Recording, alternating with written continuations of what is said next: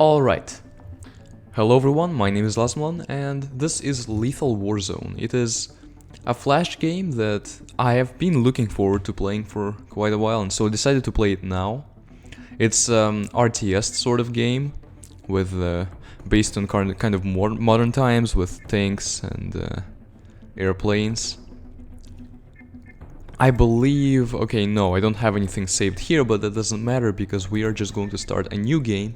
And here we can choose air technology and ground technology. Basically, we'll get some units specific to our playstyle. And I'm just going to say right now, ground technology is better. In general, it just allows for better units, and we'll get a chance to play with air in this game, but eventually I do want to also play through it with air technology. That's probably going to be in the future when I want to play the game again, and it's going to be kind of different from this ground technology playthrough. Let us click start, and it kindly basically lets us look that these are things that we can get and upgrade. We have 1,000 research points, and I'm just going to save the game right now on this slot. I haven't seen people really talk about this game. It's not a very popular Flash game, but I do think it's a well-made Flash game, and as I said, I have looked forward to playing it. I'm not going to upgrade anything yet, even though I theoretically could, like, upgrade this light tank. I think it's better to just wait. And after the first level, we will get more and have more options to spend it on. We have tanks, air units, other special types of units, and towers. And most of those we cannot yet afford. Let us proceed to next. This is Zone 0. Annihilate the enemy army in this area and capture all oil drillers you can take. I'm currently on break from a lot of things, including Discord and YouTube, but I decided that why not have a backlog. This is Zone 0, and as you might have guessed, it's not going to be a very hard zone. They kindly provided us with a zone that we can just familiarize ourselves with the game in. So, this is a tech center, and we start out with one and a couple tanks. We have 2 light tanks over here, and we can build other stuff. And the stuff I chose to build is an energy plant. We have energy right here. Right now we have 0 energy. And before we can build other stuff, like right now, with 0 energy, we can only build... Oh, I shouldn't have done that. We can only build energy plants, tech centers, which I don't really need a second tech center. We only need 1 tech center. So, the only purpose to having 2 is that if the enemies end up destroying one, the other will still be there and will still allow us to build and defend. But right now, the enemies aren't even going to come attacking us, so we only need 1 tech center. And I usually only have 1. Energy plants, however, each energy plant increases our level of energy. Let's place it up here, so we have plus 500 and can build a lot more stuff. We can still build this stone wall. But walls, once again, not really going to come in very handy. Even if the enemies were to attack us on this level, I don't usually bother with walls. I just have tanks defending, and I haven't really observed the walls help that much. That's the thing. Maybe I'm making a mistake, but now we have 3 more buildings that we can build. One is a mineral processing, and I'm actually going to... I think I'm going to buy it now because... oh my goodness. Right, and one other thing. My mouse does not work very well right now. It's just going to freeze and... it's stupid. But there's also a thing over here, an oil driller, that we can take by just coming close with our tanks. This mineral processing plant is basically an oil driller, it's just better, it gives us money faster. So that is why I want to build it.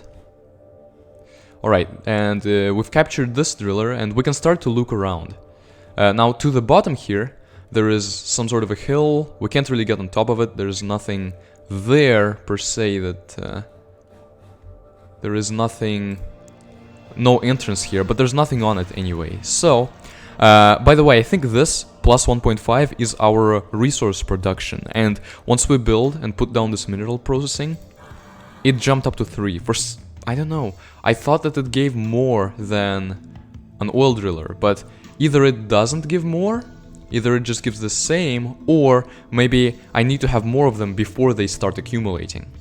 Now, another thing we can build is a machine center. It's going to allow us to create and build more tanks. Obviously something we're going to need, because even though the enemies are very passive on this level, I still don't think we're gonna be able to win with our 2 tanks over here. But we got this oil driller, and now, interestingly enough, it jumped up from 3 to 6. So I wonder, does it go like... trying to think of it, is it like... Does it go exponentially? I thought that like each oil driller and each mineral processing gave just a base cost, like a base amount of resource production, but maybe not. Maybe it actually does.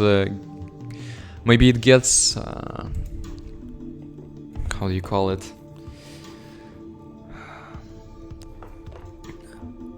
Basically, the more you have, the faster exponentially you gain money, which would make sense, I guess. So we can build our machine center, and now we're back to 0 energy. So if we want to build any more things that require energy, like this, energy minus 250 on the right over there, energy minus 250, we are gonna need another energy plant. Meanwhile though, we can create tanks. We can create a light tank or a medium tank.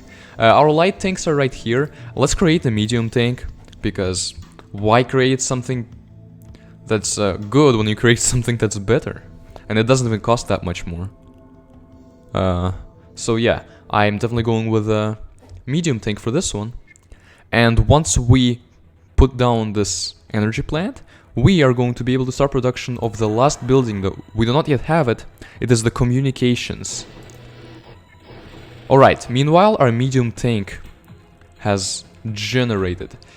The communications is really important, and you will see why immediately as soon as I place it. Right now we're just going to chill over here with our tanks, and there is a pathfinding system to it. It's kind of finicky, but at the same time it's pretty impressive for what it is. So we can see that the medium tank just has a larger gun on it. Which I guess is an easy way of differentiating between them. Let's create another one. We don't have enough resources, so once we have enough resources, we will create another medium tank. I'm taking it slow right now just to show you how the game works. Obviously in a real game, by this point, the enemies would already start attacking us, so we wouldn't be able to just sit here and do nothing. But now, we'll place our communications, and you will see why it's important. So now, we can use the minimap to see everything that is in the game. It's so much more convenient. Unbelievably. And an important thing to note is that it is only going to work if we have positive energy. I think it also works with 0 energy. And right now we have plus 150, so if we were to put down like another mineral processing, we would have to get another energy plant in addition to that to have the communication center still working. Another thing the communication center does is we started out with having a limit of 5 units, and now that limit is 10. So when we reach 10 units and want more, we can build another communication center and increase that even further. Logic would be either to 15 or 20, I don't really know. Also, we now have an airport available. I'm guessing that buying the communications made the airport available, so we can buy air units here, but I'm not going to do that. I don't even think that we have an air unit unlocked as of yet.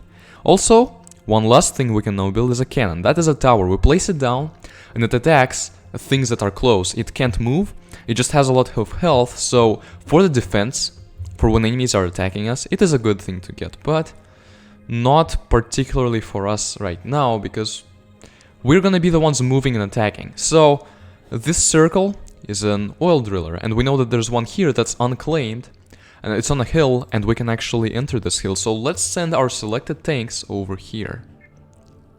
And if we kind of explore, there is a couple enemy tanks here. There is a light tank and a medium tank, but they're not really protecting anything, they're just standing there, and we want to kill them if we want to get some more experience for killing them. Also, weirdly, our tanks kind of split up. Some of them went this way, and some of them kind of went around over here. Not very efficient, and that's why kind of sometimes you have to actually check to make sure that the pathfinding is not being like that it's actually being reasonable. Now we have +9. That means I may not have figured out what the mineral processing plant really does. That's interesting because we don't get it exponentially. Weird. Here we have a beach with a bridge and a couple of light tanks. I think it's okay if we attack them. Let's send our tanks here and attack these ones. Now they're stationary. And a lesson that we have yet to learn in this game is that stationary targets are much easier to hit than moving targets. So if we were to just go here, for example, and attack, see, we're missing that. We were missing that tank while it was moving a bit. Now, if we move, hey, can you make sense, please? Thank you. If we attack while moving like this, it's actually easier for us to dodge their attacks.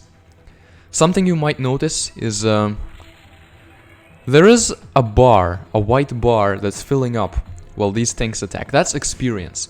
Experience, once the bar reaches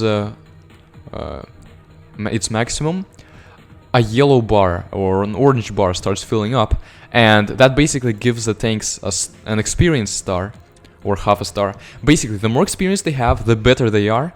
And the important part about this is that we get to take our most experienced tanks with us to the next battle. That's why I decided to just use the medium tanks and not the light tanks, because I want our most experienced tanks to be the medium tanks. If it's the light tanks that are most experienced, then they'll get to go on to the next level, and they're not gonna be like a light tank with 3 stars is obviously not going to be as good as a medium tank with 3 stars. So that's why I'm gonna send these light tanks just away home to do nothing, and we'll have these medium tanks do our bidding from now on. What we're gonna do right now is to get rid of this one light tank. We're going to do that by, of course, moving around a bunch so that the tank can't really... so the tank misses us all the time. And it's not always going to work. I think it did... It might have hit us a bit, but... not enough to do any significant sort of damage to us. This is the enemy base. They have a tech center, a communication center, and an energy plant. They also have a cannon here. We could try to barge in, and the cannon would be shooting at us. Instead, we can just attack the stone wall, and that will give us a way in without having to fight this cannon. There is a tank here that we need to destroy if we are to try to, like... basically, the reason I want to destroy this tank is that now nothing is going to be shooting at us. We can destroy their tech center. Without their tech center, they're going to be useless. And see, this tank already has half a star, and it has slightly more HP and damage than it used to. This one does as well. Hence the experience. Now, they're actually healing. Like, you can see the bar, the health bar, going slightly up. The enemy was trying to heal that thing, and it would have healed if, like, let's say all of our tanks died. Eventually, it would have healed and it wouldn't have gotten rid of all the damage that we caused it. And we can do that too. We have a button here, repair, with which we can repair buildings. But as I said, if they have enemies shooting at our buildings, then we're not gonna be able to repair fast enough. The repair is only like for when we killed all the enemies and our buildings are injured, we can repair them. And as you can see, attacking these walls also increases their experience, and I think it gives us more money, which is why I want to destroy all the walls here and kind of 100% this level. We already have a lot of resources, and these other towers we can sell buildings, we can cancel production and speed up production speed. We can do that for buildings and tanks. It's going to cost twice as much to produce tanks twice as fast. We can try to do that, so let's speed it up and produce a medium tank. It's going much faster than previously when we produced medium tanks. It cost more, but we already have a lot of resources, and we have plus 12 production and over 12,000 resources right now, then that is a good idea. Now this cannon, usually it would be shooting at us and destroying us, but interestingly enough, the way it works in this game is that right now we've destroyed their energy plant thing, and so this cannon is actually going to fire at us really slowly. And if we moved, we're going to dodge it as usual, like we dodged the tanks. But it also fired so slowly that none of our tanks were ever in any real danger, and we destroyed it easily. Alright, sadly there is not a repair button for tanks, but there is a unit with which we can use to repair our tanks. We do not yet have it, but I do think we're going to take advantage of it, because it is... I think it is a pretty useful unit.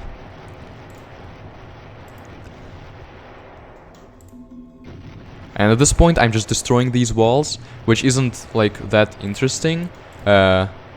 Basically I'm just getting... I'm farming, that's what it is. I'm farming for experience for them. See, 2 stars already for each of them. And now they have like a lot more HP and damage than they usually did. That's what I'm talking about. And... also, I think we're going to have more money to spend on upgrades due to destroying those walls. And the last thing we need to do before the level ends is defeat these 2 tanks. Now, if we defeat all of the enemy tanks and buildings, the game ends. Walls don't count, so if we like defeated these tanks first and then went and destroyed their base, once we did, there will still be walls there, but the game would end anyway because we already defeated everything that matters. Let's stay here. I'll show you why. We defeated everything that matters, and the level would just end. We wouldn't get that experience for walls, so that's why I killed the walls first. And now, see, we can take advantage of their ranges, and we started hitting the light tank, and the light tank was not able to hit the medium tank at first because it doesn't have as much range. Range 150 on the light tank and range 200 on the medium tank. And that's why the light tank only started doing anything once it got shot. Then, of course, it drove towards us and started attacking us. We started dodging, but that tank, that medium tank, did not do anything. Now it's there. We can't pull that trick on the medium tank because it has the same range as we do. But we can just outright attack it, and we have 2 tanks, they have 1 tank, it's game over. We also have better tanks, of course. So, it is game over. We've gotten research, we've gotten quite a bit of research, almost I don't know how we will be able to max this bar, because, I mean, we did 100% the level, maybe we should have done it faster or something. But we did get a lot of research considering this was level 0, where the enemies were very passive. And they give us stats, units and buildings. Now, as you can see, the enemy, the blue line, they already immediately had their all buildings and units. They didn't spawn anymore because they had no way of spawning more. And after that, I started with a few, with the tech center and our 2 tanks. Then we got all our buildings and more tanks. And here is about when we started killing their first tanks. And from there we just killed other tanks and buildings until it went back down to 0. And that's where the game ends. So they could have still had walls by that point, the game would still end. Attack and defense. I'm guessing that attack and defense is... like, attack and defense units? Okay, this is actually weird. I'm not sure whether defense and attack is units or sort of quote-unquote power. Maybe it counts like their cannon, that's why they had a lot more power to begin with, and of course more tanks. Then we got more tanks and eventually got more power. I don't know, that's the thing. Because we started killing their tanks here, but their power, their defense and attack doesn't diminish until over here. So, yeah, these stats are confusing, but I do enjoy looking at stats, it's fun. And then ground units, they had 6, and then we destroyed them 1 by 1, and we had 2, then we got more. We bought 2 medium tanks, and then that accelerated medium tank. None of us had any air units. They had 1 tower that we then destroyed towards the end of the game, and of course buildings. Then the resources, this is resources, we spent a lot on buildings, but then with our oil drillers and the mineral processing plants, got a lot of experience fast. And they had resources, but they didn't really do anything with them. Like, when they have resources and we like destroy their base, they can buy more buildings to replace the ones that they've lost. But I don't think they did that in this game. And now I'm thinking, if instead of destroying the base, we destroyed one building, then waited and allowed them to get like a different building, maybe we would have gotten more research. But that's a really perfectionist way of playing this game. We easily won regardless of such minute details, so I don't think it's gonna matter at all. And then income, we eventually got a lot of it. A number of oil drillers. Yeah, and energy. I mean, these energy stats really don't matter, it's just we need enough energy to be able to account for all of our buildings. Efficiency, I'm not sure what the stat means and how we get more efficiency. Maybe we need to do things faster, maybe it's something completely different. But anyway, enough looking at statistics. Now we have over 3,000 research points. Let's kind of take a look at this page. There's light tanks, the things that we had at the beginning, but we really only used medium tanks from that level.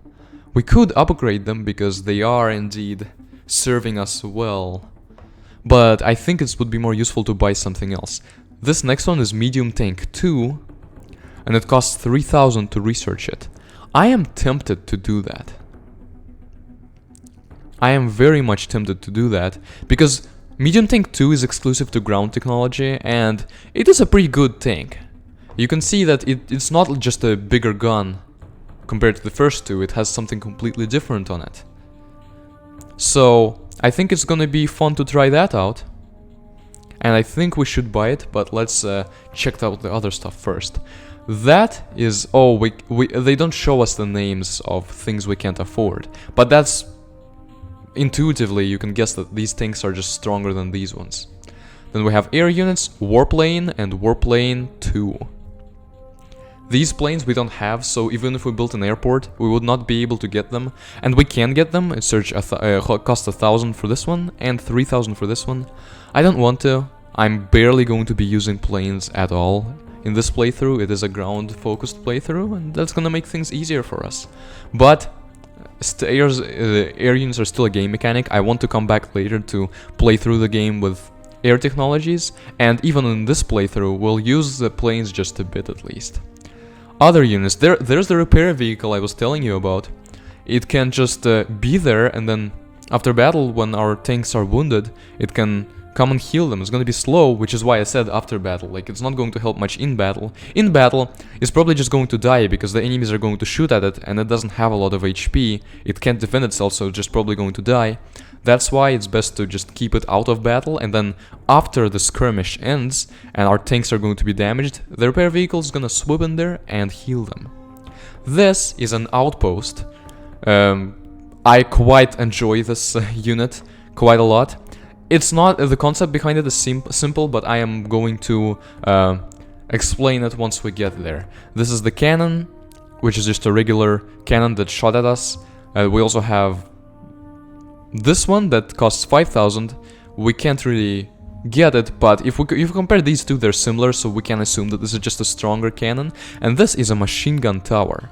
Now that might answer the question of what this thing is, because they are similar. The medium tank 2 has a machine gun on it, and so does the machine gun tower. This actually costs less than the medium tank 2 to buy, which makes sense because the towers are usually not as useful as tanks. But yeah, that's all that we can get right now, and I do think that for the next battle... I mean, we can win the next battle as it is easily with just medium tanks. But I think that we are going to get medium tank 2 and unlock it and see what happens. Let's save the game in slot 1. And there is, let's count this. So it's zone 0, 1, 2, 3, 4, 5, 6, 7, 8, 9, 10. There's 10 zones. And plus zone 0, of course. 1, 2, 3, 4, 5, 6, 7, 8, 9, 10. Of course, that's not counting zone 0, but zone 0 was just an introductory zone to get us familiar with the game. I think I'm going to beat each zone in its own video. So this was video 0, I guess, but it's video 1, and we will have 11 maybe videos overall. Maybe like one extra. We will see, we'll see. So I hope that you enjoyed the game. Keep in mind that this is going to get a lot more intense than in this video. This was just an introduction to get you familiar with the game. I enjoy it a lot, and this is like kind of my prime example of RTS games to go to. I know there's probably much better AAA RTS games, or at least non-Flash ones, but this is just a good game in general. It's a good game. It is pretty pleasant as far as graphics and music, with a bit of a pixely war style that is refreshing enough, even though it's not my absolute favorite graphical style. It is a unique enough style for me to absolutely get behind. Also music, not outstanding in any way, but it does contribute to the game and to the feeling of tension throughout, that, oh no, we're gonna be attacked any minute, which is actually going to start applying on this zone, because obviously nothing attacks us there. So I'm looking forward to playing Zone 1, and see you in the next video. Goodbye.